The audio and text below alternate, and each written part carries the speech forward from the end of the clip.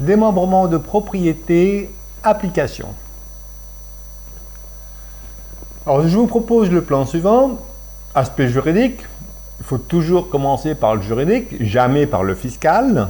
La fiscalité est pour moi une conséquence des constructions juridiques, et donc juridiques.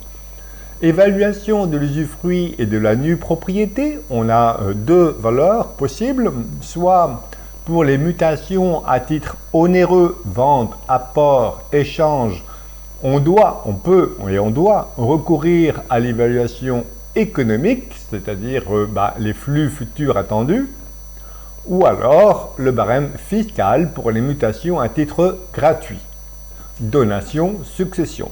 Et là, on recourt, pour notamment le calcul des droits de mutation à titre gratuit, il faut recourir à l'article 669 du Code général des impôts, et l'usufruitier dépend, la valeur de l'usufruit fiscal dépend de l'âge de l'usufruitier. Et on verra les exemples possibles avec le démembrement de propriété et quelques stratégies patrimoniales, notamment familiales.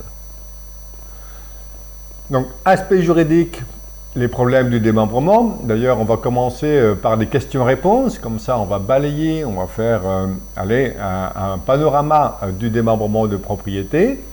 Les problèmes du démembrement de propriété. Alors, j'ai un avis assez tranché sur le démembrement de propriété. Là, je ne vous fais pas le coup, mais quand même. Je donne un cours assez complet, plus complet, et je dis souvent que le démembrement, c'est bien quand ça n'existe pas. Voilà. Alors, je ne suis pas un adepte du démembrement de propriété, vous l'avez compris, mais c'est dommage de ne pas y recourir. Mais le démembrement de propriété peut être bien quand on a atténué tous les effets négatifs. Et on verra quels sont les effets négatifs du démembrement. Voilà. Le Code civil, les droits et pouvoirs de l'usufruitier et du nu propriétaire, notamment, s'il s'agit d'une société, ça va dépendre de la rédaction des statuts. Si les statuts ne sont pas rédigés précisément, ça va être la loi qui va s'appliquer. On verra quelles sont les applications de la loi. Évaluation de l'usufruit et de la nue propriété, donc barème fiscal ou valeur économique pour les mutations à titre onéreux, valeur économique. Donc je reviendrai rapidement sur le barème fiscal des droits démembrés, l'évaluation économique, la comparaison entre barème fiscal et évaluation économique, parce qu'il y a des stratèges qui recourent notamment aux mutations à titre onéreux, justement pour appliquer la valeur économique. Bon. On verra que ces stratégies maintenant ont été condamnées pour abus de droit fiscal. Démembrement de propriété et stratégie patrimoniale, donc cession à titre gratuit de la nue propriété, donc le cas le plus fréquent, cession au sens large, je donne la nue propriété avec réserve d'usufruit. Tout le monde fait ça, enfin tout le monde commence par ça, ou une certaine profession commence toujours comme ça. Moi je dis attention parce que ça peut poser de graves problèmes à l'usufruitier. Ce n'est pas le but recherché. Cession à titre gratuit de l'usufruit, donc donation d'usufruit temporaire, notamment d'un bien pour échapper, vous voyez, échapper à l'IFI. Vous voyez que déjà, quand je tiens ce discours-là, je suis sur le fil du rasoir de l'abus de droit fiscal. Les cessions à titre onéreux de l'usufruit, donc la vente de l'usufruit, le plus souvent pour une vente d'usufruit temporaire. Cession à titre onéreux de la nue propriété, donc toujours il faudra se poser la question du pourquoi.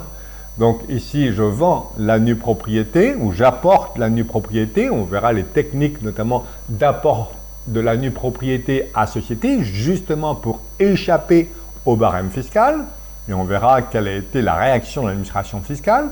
Et enfin, l'échange de l'usufruit et de la nue propriété qui trouve une application privilégiée notamment pour assurer le logement du concubin survivant.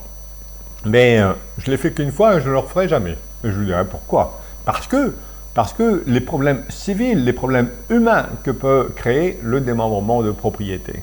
Je m'en méfie. Alors, ici, je vous propose les questions-réponses.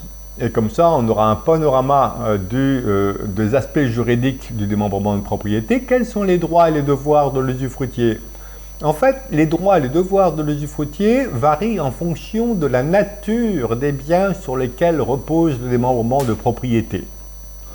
Et Bon, alors, les forêts, c'est une catastrophe pour l'usufruitier. L'immeuble, attention, attention, pourquoi? Parce qu'en principe, les grosses réparations sont à la charge du nu propriétaire, mais jurisprudence constante, en aucun cas l'usufruitier ne peut contraindre le nu propriétaire à réaliser les gros travaux, au sens du 606 du Code civil. Donc, si le nu propriétaire refuse, c'est pour l'usufruitier. Hein. Donc, méfiance. L'usufruitier, il doit jouir en bon parent de famille, et le nu propriétaire, eh bien, quels sont les droits et les obligations du nu propriétaire? Le nu propriétaire, il n'a qu'un seul droit, c'est d'attendre la fin de l'usufruit, voire éventuellement, si c'est un usufruit viager, hein, puisque l'usufruit peut être soit temporaire ou viager, temporaire le plus souvent pour 15 ans, la cession d'usufruit temporaire, souvent 15 ans, ou alors l'usufruit viager. Il n'y a qu'une situation qui soit vraiment confortable pour l'usufruitier, c'est lorsque l'usufruit porte sur des sommes d'argent. Voilà. Et ce qu'on appelle le quasi-usufruit. Ça, oui. Voilà. Sinon, le démembrement va créer une cohabitation, des attentes particulières entre usufruitier et nu propriétaire. Alors, tout se passe bien si je suis à la fois usufruitier ou plutôt dirigeant de la société opérationnelle qui a acheté l'usufruit, et je suis à la fois associé de la société civile qui a cédé son usufruit à la société d'exploitation. Je ne peux pas avoir de conflit avec moi-même, quoique, donc ça, c'est plus facile. Hein. Mais attention, donc, au pouvoir. Voilà. Je suis très sensible au pouvoir. Le chef d'entreprise, il est très sensible au pouvoir. Au fruit, bien sûr, hein, oui, mais surtout au pouvoir, la propriété et le pouvoir. Et donc, quels problèmes pose le démembrement? Les voici. Quand j'interroge le chef d'entreprise, souvent, il me dit, oui, enfin, je suis nu propriétaire de. Puis il lève les yeux au ciel, puis il me dit, ouais, enfin, il est en bonne santé. Tant mieux qu'il soit en bonne santé, papa ou maman. Bon, pourquoi? Parce que le démembrement de propriété crée des espérances. Je donne la nue propriété, je l'ai vécu, hein, enfin, je l'ai vu. Hein, eh bien, papa, tu meurs quand? Bon, si c'est ça la gestion de patrimoine, je ne fais pas. Hein. Alors, il y a d'autres problèmes du démembrement, c'est la perte des pouvoirs de gestion. Les pouvoirs de gestion, en fait, dépendent essentiellement de la nature des biens concernés par le démembrement de propriété. Par exemple, pour un immeuble, le cas le plus fréquent, eh bien, le pouvoir de l'usufruitier, il est nul. Pourquoi? Parce que pour vendre un immeuble, il faut l'accord de l'usufruitier et du nu propriétaire et des pièces rapportées. Hein. Et d'ailleurs, quand 621 du Code civil, lorsque l'usufruitier et le nu propriétaire conviennent de vendre un bien démembré, eh bien, la règle, c'est le partage des liquidités, sauf accord unanime pour remployer le bien en démembrement de propriété. Donc, je donne la nue propriété. Normalement, la règle, c'est le partage des liquidités. Et le partage de liquidités doit se faire selon la valeur économique, jurisprudence constante, et non pas ce qu'on voit comme au barème fiscal. Hein. Voilà. Mais voyez bien que j'ai perdu les pouvoirs en donnant la nue propriété de mon immeuble. Voilà. Et la vente met fin au démembrement de propriété. C'est pour ça que j'aime bien éventuellement que quand le démembrement porte sur les parts sociales, et donc notamment parts de société civile. Pourquoi? Parce que je ne vais jamais vendre les parts, ou rarement. Ce que je vais faire, c'est vendre l'immeuble détenu par la société. Et donc la société, elle a des liquidités après la vente de l'immeuble, et moi, gérant, selon l'objet social, bien, je vais remployer les liquidités comme je le veux, sans avoir à recueillir l'accord des nus propriétaires. Voilà. La société civile ou la SAS, par une rédaction appropriée des statuts, bien, écarte les problèmes du démembrement de propriété. Pas tout à fait, il va falloir que les statuts règlent notamment le sort des dividendes. Tout de suite, hein, je souligne que à qui revient le dividende. Donc oui, l'usufruitier pour le bénéfice de l'exercice et les sommes prélevées sur le report à nouveau, Sinon, le nu propriétaire, il a droit aux dividendes prélevés sur les réserves. Attention à ne jamais être pressé de porter le résultat en réserve, parce que le jour où les parts ou les actions sont démembrées, eh bien, le nu propriétaire, si les statuts n'ont pas été correctement rédigés, serait en droit de réclamer l'essentiel du dividende. Perte des pouvoirs de gestion, l'incertitude sur le montant des revenus, on l'a vu tout de suite pour les sociétés, l'usufruitier sur les bénéfices de l'exercice et le report à nouveau. Attention à bien distinguer les droits de l'usufruitier juridique du fiscal, parce que concernant les sociétés civiles semi-transparentes, l'administration fiscale précise qu'en principe, elle considère que l'usufruitier a droit aux bénéfices courants et le nu propriétaire aux bénéfices exceptionnels. Attention, ça ne concerne ceci que la fiscalité. Et on n'est pas obligé, parce que j'entends de temps en temps, ah, il a le droit aux bénéfices courants. Non, ça ne se passe pas comme ça. Donc, démembrement, oui, c'est bien, uniquement quand, chez moi, ça repose sur les parts de société. Dans quelles conditions le nu propriétaire d'un bien peut-il contraindre l'usufruitier à vendre ce bien? Jamais. Voilà, jamais. Il faut l'accord des deux, voilà, et même le juge ne peut pas contraindre éventuellement l'usufruitier de vendre un bien. Jamais. Mais il faut toujours l'accord des deux pour vendre le bien. Usufruitier et nu propriétaire d'un bien qu'on vienne de le vendre, quels sont les droits de l'usufruitier et du nu propriétaire? Eh bien, partage selon la valeur économique, ou alors accord pour réinvestir dans un autre bien en démembrement de propriété. Sinon, le partage. Quelles sont les obligations de l'usufruitier d'un immeuble? Les charges de réparation, mais on l'a souligné précédemment, les grosses réparations dès lors que le nu propriétaire refuse de les prendre en charge. Alors, selon le Code civil, c'est le nu propriétaire qui a la charge des gros travaux, mais jurisprudence constante, on ne peut pas contraindre l'usufruitier, le nu propriétaire, à réaliser les gros travaux. D'ailleurs, on a un ancien arrêt de Tabourdeau de 2005 qui dit que, justement, la société civile a permis de faire échec au nu propriétaire de réaliser les gros travaux au sens du 606 du Code civil. Voilà, j'aime bien vivre la société civile pour le démembrement de propriété. Quelles sont les obligations du nu propriétaire d'un immeuble? On a vu que le seul droit de nu propriétaire, c'est d'attendre la fin de l'usufruit, donc le plus souvent le décès, et en principe, il a la charge des grosses réparations, mais on a vu qu'il n'était pas contraint de le faire. Quels sont les pouvoirs de gestion et les obligations de l'usufruitier d'un compte titre? Attention là aussi, parce que, quand j'ai un compte de valeur mobilière, les droits de l'usufruitier, bien sûr, ce sont les fruits, les revenus, les coupons, mais les pouvoirs, il peut gérer seul le portefeuille de valeur mobilière à charge d'en conserver la substance, jurisprudence constante, et donc il doit en principe, puisqu'il doit conserver la substance, avertir le nu propriétaire de l'évolution du portefeuille de valeur mobilière, ce qu'il ne fait jamais, ou ce que la banque ne fait souvent pas, et il doit aussitôt réemployer les titres dans l'acquisition d'autres titres. Alors, il ne peut pas, en principe, laisser en liquidité parce que ça entraînerait une perte de substance de la chose. Usufruitier et nu propriétaire de part de société qui a droit aux dividendes, donc oui, l'usufruitier, il a droit aux dividendes prélevés sur les bénéfices et le report à nouveau, le nu propriétaire sur les réserves, sauf clause contraire, évidemment, sauf clause contraire. Donc, on a tout intérêt à prévoir la clause contraire. Alors, ma pratique, c'est par exemple de créer des parts de préférence dans les sociétés civiles et d'attacher des droits financiers particuliers à des catégories de parts. Vous voyez, je ne fais pas des questions de personnes.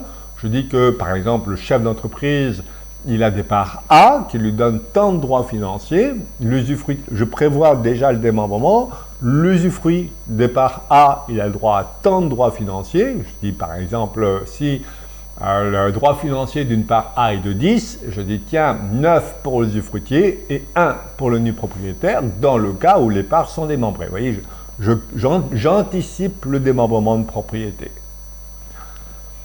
Quasi-usufruit. on a vu le quasi-usufruit, c'est la seule situation confortable pour l'usufruitier qui s'exerce sur des sommes d'argent. 587 du Code civil, les choses dont on ne peut faire usage sans les consommer, telles que l'argent, les grains, les liqueurs.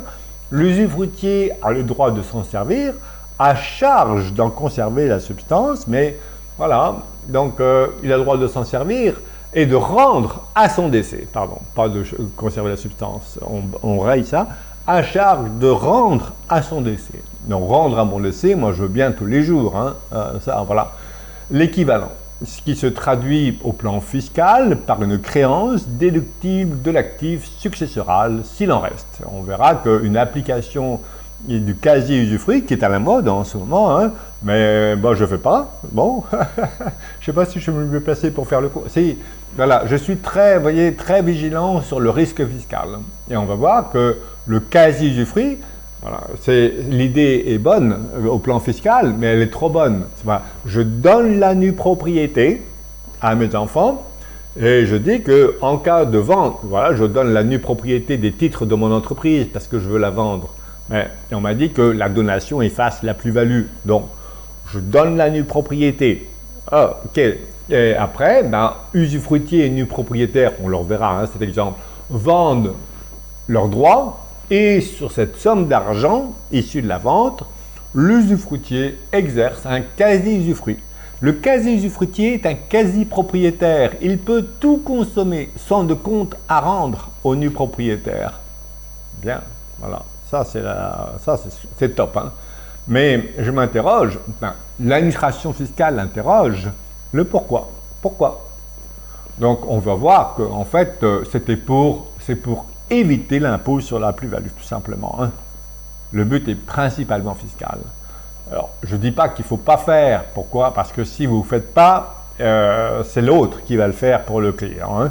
Mais si on le fait, il faut s'entourer de précautions et on verra lesquelles. Alors, une femme âgée de 61 ans est usufruitière d'un immeuble qui vaut 500 000, quelle est la valeur fiscale de la nue propriété? Donc ici, on va rapidement savoir quelle est la valeur fiscale le barème du 669 du Code général des impôts. C'est la règle dite du complément à 10. Si j'ai 61 ans, je fais 10, complément à 10, moins 6 de la dizaine, et j'obtiens 4. 4, c'est la valeur de l'usufruit, 40%, et 60% pour la nue propriété. Si j'ai 45 ans, je prends 4 de la dizaine, je fais 10 moins 4 égale 6 dixièmes, c'est la valeur de l'usufruit, donc 40% pour la nue propriété. Et quand j'ai une tranche d'âge ronde, par exemple 60 ans, je me rajeunis. Je fais comme si j'en ai 55, et je fais 10 moins 5 égale 5 pour l'usufruit, 50% de la pleine propriété, et donc 50% de la nue propriété. C'est bon? Ça va? Quelle est la valeur fiscale d'un usufruit temporaire? Notamment, on va s'en servir pour financer les études des enfants, la donation d'usufruit temporaire pour échapper à l'IFI. Eh bien, ici, la valeur fiscale d'un usufruit temporaire pour une donation, c'est de 23% par période de 10 ans, même simplement commencée, sans que cette valeur puisse excéder celle d'un usufruit viager. Donc, on fait l'usufruit temporaire par période de 10 ans, on calcule le barème fiscal d'un usufruit viager et on prend la valeur la plus faible entre l'usufruit temporaire et l'usufruit viager. Quand peut-on recourir à la valeur économique d'un usufruit ou d'une nue propriété? Bien voilà, c'est le barème fiscal s'impose pour les mutations à titre gratuit, donation, succession, et la valeur économique, on verra comment on la calcule, s'impose pour les mutations à titre onéreux, vente, apport à la société, échange. Donc, on verra une stratégie fiscale. Je me souviens, moi je disais toujours, parce que ça fait 20 ans qu'on l'applique, que certains professionnels l'appliquent, je dis faites attention, on est quand même, à mon sens, dans l'abus de droit. Je vais au lieu pour ne pas recourir au barème fiscal, parce que la valeur économique est plus intéressante fiscalement, eh bien, je vais apporter la nue propriété à une société civile. Voilà, et on verra un exemple. Avez-vous des questions sur cette présentation?